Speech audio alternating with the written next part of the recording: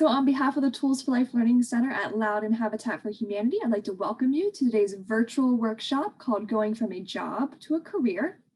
My name is Amanda Bollig, and I'm the Program Project Specialist here at Loud and Habitat for Humanity. I oversee our home repair program as well as the Tools for Life Learning Center.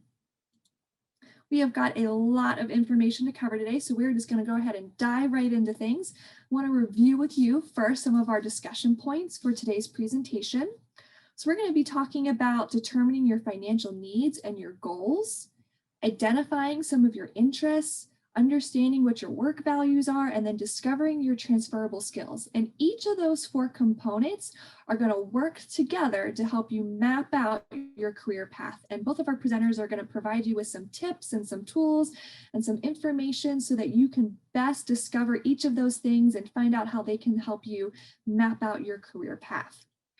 So today we actually have two guest speakers joining us to cover this topic because there's a lot of information in it. So first we have Julie Short. She is a mortgage lending consultant with Day One Mortgage. She is also a former board member here at Loud and Habitat for Humanity, and she currently serves on our Family Services Committee and helps our future home buyers through the process of purchasing their first home by teaching financial education classes, as well as doing some one-on-one mentoring. So Julie's going to cover some of the financial components of today's presentation.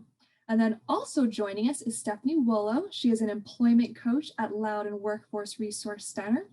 And Stephanie helps Loudoun County residents through the employment process by providing them with resources and tools, resume reviews, employment coaching, and I'm sure much, much, much more. So she's going to help guide us through some of the information about discovering your interests and your work values and how that will kind of work together so that you can move from that job into a career that meets all of your needs. So if you have questions for Julie or for Stephanie during the course of the presentation, you will use the chat box. You'll see a little chat bubble at the bottom of your screen. You can enter your questions there, but we're not going to answer them until the very end of the presentation. So if you want to hold off on them, you can, but if you want to go ahead and put them in the chat box, we'll make sure that we answer it at the end of the presentation. So with that, I'm going to go ahead and pass it off now to Julie, and she is going to start us off with the presentation by talking about some of the financial components about picking the right career. Thank you. So hi, everybody. I'm so glad you're here. I think they chose me because I've had so many careers in my life. No, I'm teasing. I am just here to talk to you about what your financial needs will be. And it's really a good way to plan this because this way you can find out what suits you versus trying to make a job work for you. So determining your financial needs. Anytime I made a change, I had to consider the why, what, who, how, and when. And it's good to do that because it's kind of an exercise to make sure that you don't have to face going through a job change again. So for example, why? So what do you not like about your current situation or your current job? Is it the people? Is it the tasks that you're conducting? Is it the distance? Is it the pay? So asking yourself why and making a list really, really helps when you're trying to determine your next move. What I do. So what is basically what I want to do? And that is so hard. So I always found it like, I like too many things. I want to do too many things. It's much easier to find out what you don't want. So when considering a job change, think about the things that you definitely don't want, whether it be something like distance or if it has something to do with, the shift work. Maybe you don't have the ability or you don't want to work at night. Or in shifts, maybe you just want to work 9 to 5. And then consider who am I? I know that sounds strange, but it's hard. Sometimes it's hard to figure out on your own unless you really take an inside search. So I have an example for you, and that is I was considering, working at an animal hospital because I love animals. Well, that wouldn't work because they're always sick and I'm so into animals that I think that would make me sad. So I know for myself that wouldn't be a good match for my personality. So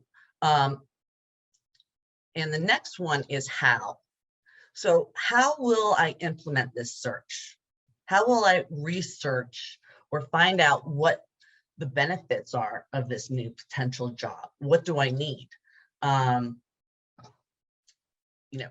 If it's, insurance, how am I going to find out if they offer the benefits that suit me?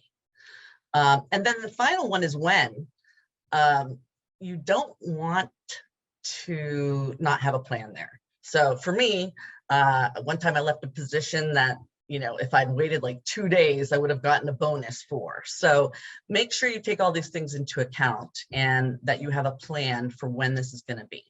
So this is just sort of a quick overview of, what kind of job will meet your financial needs. The next part is economic needs. So we have fixed income and we have disposable income. Fixed income is going to be like, the roof over your head, the heat, water, things like that. I'm sorry. And then this disposable income is any income you have left over after those fixed costs that you have come in every single month. For example, like a car payment. So if you have a car payment and you have housing payment, you probably have some other fixed needs. The disposable is anything that you have left over after that. And this really does take some self-actualization because you really end up finding out what's important to you, what you absolutely need, taking a deep look into, do I need, insurance for my children? Do I need dental? Should I think about having vision? So I'll have some vision benefits, things like that. The next part is your income. And I guess what I think most people get confused about is gross versus net. People say that all the time. And what it means is my gross income is going to be what my employer pays me. The net is going to be what I actually take home from that paycheck. So you also, I would encourage, look at your paychecks every single time you get a paycheck. Make sure you look at the itemization. It's just good to do. So you know where your money is going. Maybe you have a flex spending account for health and you recognize that, maybe you don't need as much money as you're putting into it every year. Make sure that your payments are right. Did I really work 35 hours or did I work 38? Things like that. You just always want to check on, be mindful of. Managing personal circumstances and needs are always, difficult. So you have to recognize that your financial needs will parallel that psychological need. An example is, I'm an animal lover, as I mentioned. I would love and have to have a dog in my life.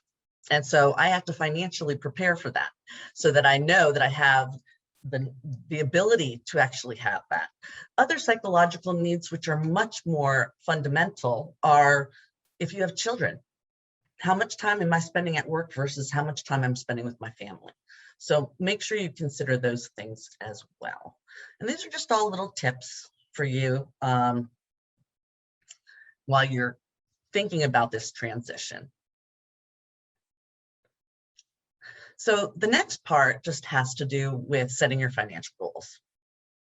So you want to have some spending targets. So for example, once you set up a budget, you want to be able to say, okay, well, I want to stay under this amount of money every month in groceries. Well, how am I going to get there? Make a plan. You can do some coupon cutting. You check the local newspaper for any sales. Maybe you have to go to 2 different grocery stores in order to make that spending target. And this is fun. You can involve the family. Think of creative ways to do it. Savings and investments. There are short-term goals typically, and you have long-term goals. So for right now, you might be thinking, what do I need savings for? Well, it's summer. I'm sure everybody's already planned for this if they're going, but their children might want to go to summer camp. So that may be a short-term savings plan, whereas, a vacation in a year would be a little further out.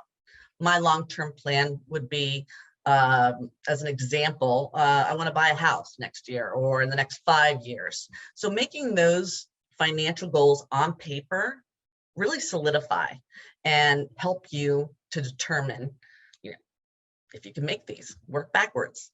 So make a budget, review it monthly, live within your means. It can be fun, just especially when you make it a family affair, and try to live by the 50-30-20 rule, which just means 50% have to go to my needs. Auto loan, housing, water. Wants, believe it or not, cable. And although internet seems pretty much under the category of need these days. And then the savings part, what can I put away? How much will I need to make in order to have some savings? The next things to consider is what stage of life you're in. If you're changing careers at 60, it's going to be very different than when you're changing jobs at 20. Do you have a family? Are you single? Are you in the middle of divorce? Are you concerned about your parents, medical, anything like that? You want to consider all of those things in your life. Flexibility. So then you have your needs versus wants. And I just say that because the cable, I remember having to turn it off for 2 years in my life because I was just like, I can't afford it. It's expensive. I can watch it on my computer if I want to be entertained. So I'll have internet somehow. Making those sacrifices is hard, but it's definitely worthwhile. Now, the next part is income type. People are always floored when I, as a mortgage lender, look at their income and I go, do you know you're self-employed, right? And they're like, no, I had no idea I was self-employed.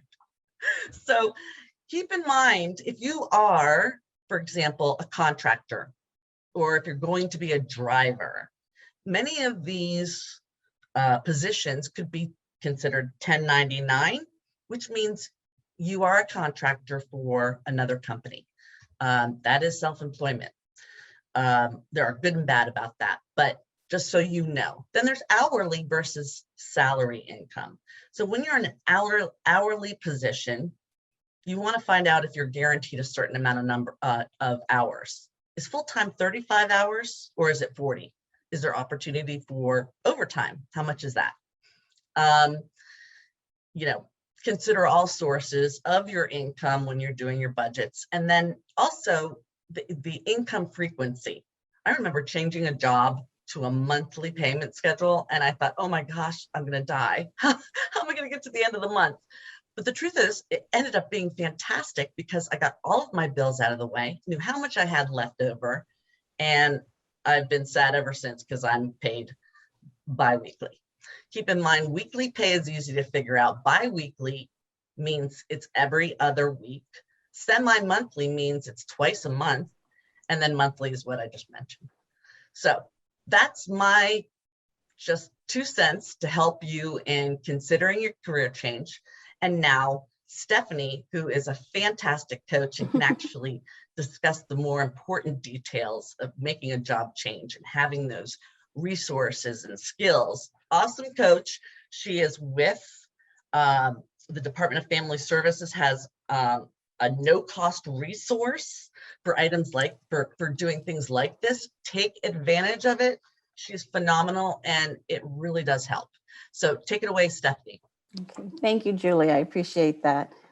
So what we want to do is look at what are the considerations when you're exploring jobs based on your lifestyle, your health, your happiness, your work-life balance. And these things are going to include identifying your interests, assessing your work values, and also understanding your transferable skills.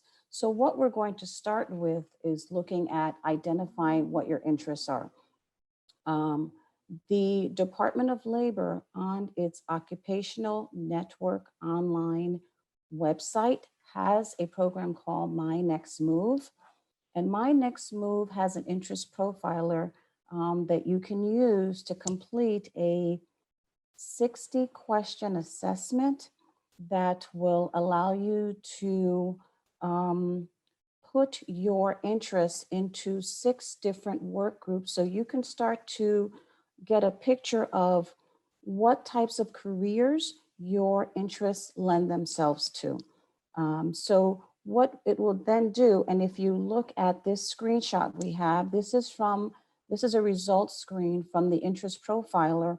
And you can see from that navigation pane, once you do your interests, and that assessment is solely based on interest, not how much money you want to earn or what your educational background is, but it's going to start with just what your interests are. And it breaks down your interests into certain work groups. So these 6 work groups, you'll identify where your interests lend in terms of the highest work group. And then what it allows you to do is tie in job zones. It won't identify the job zone for you. So if you consider job zones, and there are 5 that the Department of Labor has, going from where you need little or no preparation for the job, that's job zone 1, all the way to job zone 5 that requires extensive preparation. So you'll be able to see where you fit in that range, tie it into the results of the interest assessment in terms of the work group, and then you can identify careers to explore. So it's a really great tool to get you started. If you would like some assistance in exploring My Next Move, the Workforce Resource Center offers a no-cost workshop called Find a Career, Change a Career, My Next Move. It's a 1-hour session. It's at no cost, and we are offering it. Actually, our next offering is going to be on the 26th. So log on to our website, register for that session. If you need assistance, give us a call. But it's a great way for you to get started. And what that workshop will do is walk you through that process of looking at what are some careers to explore based on the results, where to find job openings based on those careers, the job outlook for that career, salaries, and then training. So really great tool, My Next Move. Okay. So after you've identified careers based on what your interests are, you want to also consider your work values, what it is in the job that brings you satisfaction, because you're looking at going from just that job you have to do to a career, and what's important to you in terms of satisfaction is important. Occupational Network, ONET, offers a career values inventory that's very helpful in identifying for you what your values are. It's a 36-item questionnaire, and what it'll do is break down into 6 different categories what may be important to you in the job, whether it's achievement, and that means you might be more results oriented. You need a feeling of accomplishment from the job. Or it might be that what's important to you is having some independence, some autonomy, where you can work on your own, make your own decisions. You may prefer relationships as something very important in your work, where you are a service to others. Your relationship with your coworkers is very important. So once you complete that 36 question assessment, you're able to see what values you hold most dear in terms of the work that you do. And what the assessment, the inventory will then do is take those work values, tie it into the job zones, and then put that together to say, here are some careers to consider. And remember that job zones can go from 1 to 5. And the great thing about job zones is you can look at where you are currently with your job zone. So it's the amount of education you have, what are your skills and work experience. You can do some exploration based on your current job zone and with your move, what your next job zone will look like, where the gap is, and how do you fill that. So really great tool, the Career Values Inventory. The workshop has resources for you to assist you in completing the Career Values Inventory. contact us and we can either send you an access code to do it online, or if you prefer to do it on paper, because we've got the old-fashioned way, you can contact us, and we actually have resources to go bags that we put outside the center now. We can put in a paper copy of the work values inventory, the career values inventory in a bag with some other resources for you, and you can just stop by the center and pick that up. So either way, but another great tool in helping you identify how careers for consideration. But you're really great because what it'll do is allow you to connect what you value with careers tied into the job zone, and you've got some considerations. Okay, so we've looked at now what are your interests and what careers it can tie into. We've looked at what are your values and the careers it can tie into. The next thing that you want to add to that toolkit as you're doing career exploration are what are your transferable skills. The transferable skills are those skills that you can take into any occupation. And those transferable skills can be your oral and written communication skills, critical thinking, problem solving. Consider all of the tools, the skills that you use in your workplace that you could take somewhere to another job. Self-management, including your time management skills. You know you are very punctual, you're organized, you're detail-oriented. Those are all transferable skills.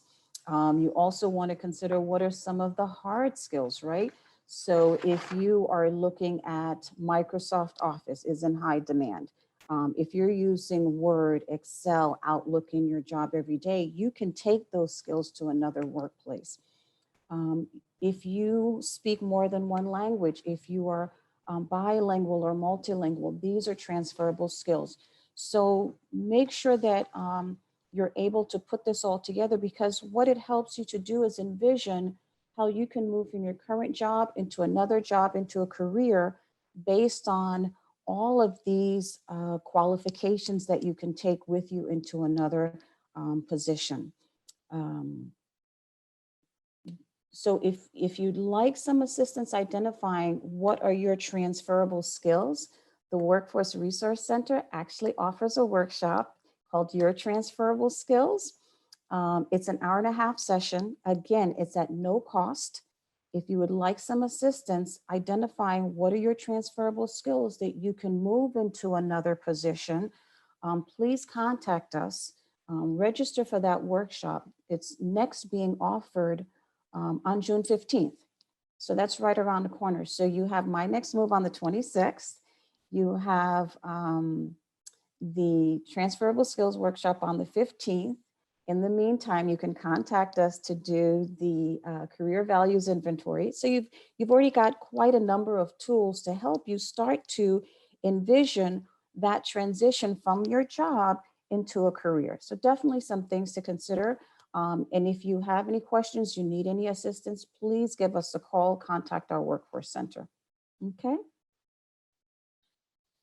All right. So what we've given you now, first, I'd like for us to look at the screenshot that's on the right. This is what would be the results from My Next Move, the interest profiler. So imagine when you've done the interest profiler, it's given you the results. You've added in your job zone and it says, here's some careers to consider. And you click on one of them. When you do, it brings up this screen for you, which is a great tool in and of itself because it shows you what are the knowledge, the skills, and the abilities that you need for that position you're considering. What are the technology tools you need, the personality?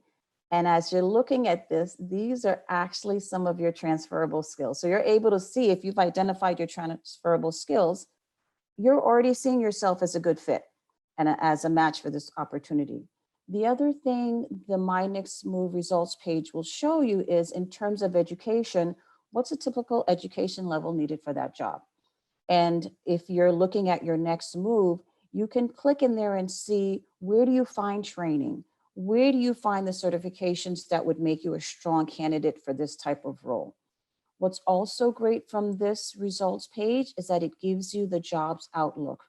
You always want to be looking for a career in a position that has a bright outlook where you're going to be able to find a job in the future. You don't want one where this isn't a career where you can move forward and find work. You're also going to see what is the salary range. This is national. So what you can do is click on your state and see locally what that salary range look like. What's also awesome about this page is that you can click on the Find Jobs tab. And what it will do, you'll put in your zip code and you can say, find jobs within 20 miles. I don't want to go 50 miles away, find jobs within 10 miles of my zip code. And what it'll give you from the National Labor Exchange are all of the job listings regionally for that type of role. And what's really neat is when you're looking at the position, what you'll get to see is the different titles that that position can have, as well as who's hiring for that role. You can click on each of those jobs and it'll give you a job description. So you can kind of get a better feel for, because, you know, for based on those, is this the type of work I want to do? What are the requirements? What are the benefits? What do these hours look like? Really great way to do the exploration and take a deeper dive. So that's what my next move is going to give you. So now we've got the results, let's say, of your interest profiler. You know what values you're looking for in the workplace. You've identified your transferable skills. The other tools that you're going to need to support you is going to include labor market information. What labor market information is going to do, it's going to give you an idea of the supply and demand of jobs in our region. Nova Workforce does a great job of providing us with quarterly labor market information so that it can help to inform this process as you're doing your career explorations. The quarterly reports will give you information regarding who are the top 25 employers in our area. What are the top industries that are hiring?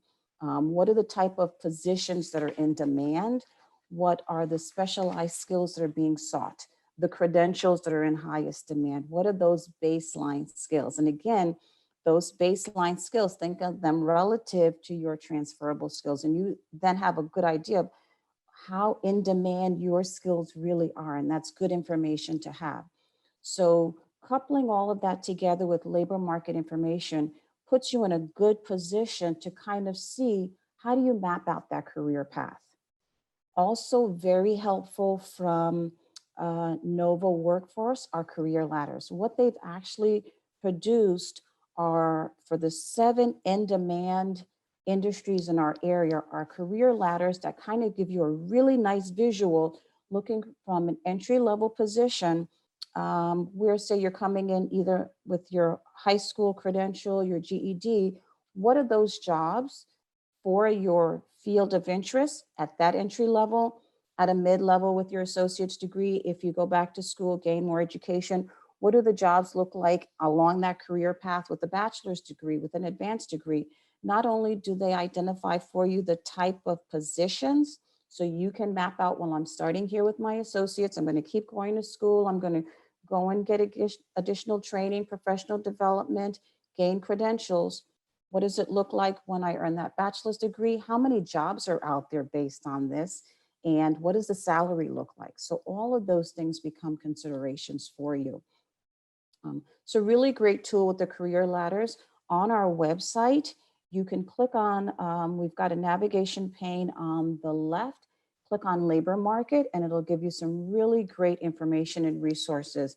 You can contact us if you'd like some assistance in utilizing labor market information, but a lot of really nice tools out there for you to begin on your own.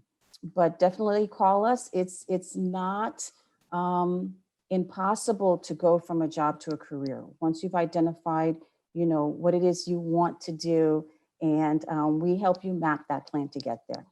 So please definitely give us a call. All right, well, thank you, Stephanie. Thank you, Julie. Wonderful presentation. We've talked about a lot of different information today, a lot of different resources out there for you. But just to sum it up for you, We've talked about determining what your financial needs and goals are. Those are really important to start looking at your budget, determining what sort of benefits you think you might need to support you, to your family as you're going and looking at a job or a new career. Then you also want to know what you enjoy doing. What are those interests that you have? And then you're going to want to understand what your needs are for your job satisfaction. What are those work values? What are the things you value about the job that are going to make sure that you're actually happy at the job you're working in? And then you'll also discover your transferable skills, and you'll use each of these 4 components to combine them and determine what your ideal career is. So we hope that you've learned a lot of information from both of our wonderful presentations, or both of our presenters, sorry, and that you will reach out to Stephanie if you have questions. Go look at the stuff at the Workforce Resource Center. They have a lot of great information, and use all of these things, all these tools we provided to you in the chat box today to go find your ideal career. So we do have some time for questions. So if you have a question for Stephanie or for Julie, you can go ahead and put that into the chat box now. But I do have a question just to kind of start us off. I was wondering if both of you ladies may speak a little bit to this question that I had is, can I change my career regardless of my age or where I kind of am in my stage of life? Do you want me to go first, Julie? Okay, I can go first. That is a definite yes. I work with clients on a regular basis who, especially, I think following the pandemic, it's giving us, all of us, a lot of a time to pause and think about, really, what do I want to be doing with my work? Do I want to find something that's more satisfying? I've been doing this other type of work for a long time. I want something more fulfilling, and it's never too late. I'm dealing with career changers more now than ever, and it's across all age groups. It's never too late. We are lifelong learners. I will be the first to tell you that. I changed careers in my 40s. So I will be the first to tell you, once you find out what it is that you enjoy doing, what you value in the work, go after it. I went back to school as an adult, and now I'm doing work that I love. So definitely you can change your career at any point. If you need assistance and guidance on that, please contact us, but never think you're too old to do something different. I agree, Stephanie. I think you're never too old, absolutely. But you do have to consider some things, like if you have to have special training for your next opportunity because you want to switch, consider the fact that, how much that is. If you're going to go back to school and create a student loan for $150,000, may not be a great idea to do when you're 67. Yeah. So look at some of the tools. I was fortunate in that I was with an employer who offered a wonderful benefit of, tuition reimbursement. Always check with your employer's intranet. I'll tell you, there's some great things to be had on that, found on that. Yeah. And a lot of free resources out there. And now there's so much free professional development you can get online. Currently, and I'm going to put a plug in, through the Workforce Resource Center, you can get a 1-year no-cost LinkedIn Learning license. That's wonderful. And there are several dozens, hundreds of learning pathways on LinkedIn Learning. So please contact us, even if you're interested in using LinkedIn Learning for your professional development. That's great. Yeah. That sounds And you awesome. don't have to be unemployed to use the license. So contact us if you're interested in that as well. Well, that was Sounds awesome. fun. Thank you both ladies for that. It doesn't look like we have any more questions in the chat box, so we're going to go ahead and wrap things up. We just got one question. I take that back. How do you determine the difference between just a job and then a really fulfilling career? But I think you've kind of said that, because it's how you feel about it. For some people, they may be calling it a job. For you, that was your career goal. It may be your dream job. You're still calling it a job, but that's become your career. It doesn't. For some people, a career is where you've got a path to it, where you're coming at a lower level and advancing and moving up. But if it's work that you're enjoying in a field where you want to be, that is your career field, and you're doing work in your career field. Don't get too stuck on the terminology. Yeah, I also think that when you have a job, your care factor is really low. And when you have a career, it means you're invested with the people that you're working with. You're invested in finding possible new opportunities. It's amazing once you're in a position where, you know, you're working, you think your path is this way, and all of a sudden an opportunity comes this way, and you go, you know what? That just fits me. That's great. And I personally hope to think that a career has some type of opportunity, whether it's information or personal development, you know, something that makes you think. But yeah, I mean, job 9 to 5, I make it, I don't care about it. But, you know, for me, a career is anything that you do care about. And that's just my personal opinion. And I think you kind of know it's a career if at the end of the day, you're feeling some satisfaction with what you've done. Exactly. For sure. All right, we've got one more question just came in. It's a really good one. So this person is asking, what is the best way to present the fact that you are a career switcher to a prospective employer? One thing that you can do on your resume, as opposed to, and it depends on how long you've been in your previous field, is to consider providing an objective statement versus, say, your career summary. The objective might be, you know, you've worked in a particular area for 10 years, but you're looking to transition to something else because of A, B, C, based on your strengths doing 1, 2, 3. That's one way to do it. Something else you can do is when you're presenting it on the resume, remember those transferable skills.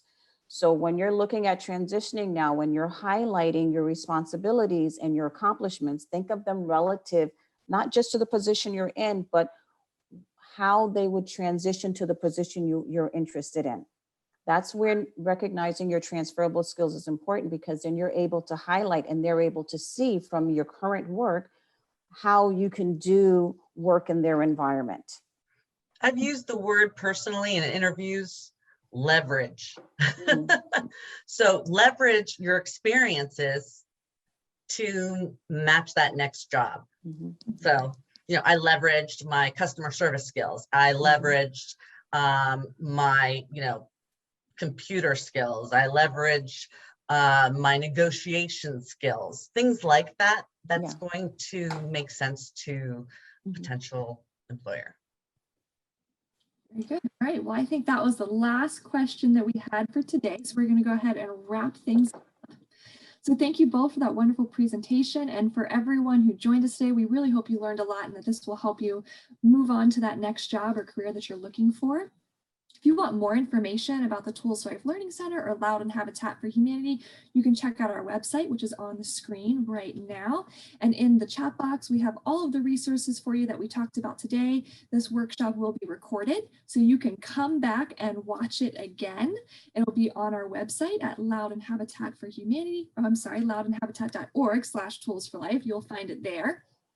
And if you want to join us again for another workshop, we have one coming up on June 3rd. With 2 more wonderful presenters, and they are going to be talking about how you can do some meal planning and you can save money at the grocery store. So it's going to be another wonderful presentation with some great tools that you can pick up and use. And so we hope that you will join us again for that presentation, and have a great rest of your afternoon. Thank you. Bye-bye. Bye. Thank you.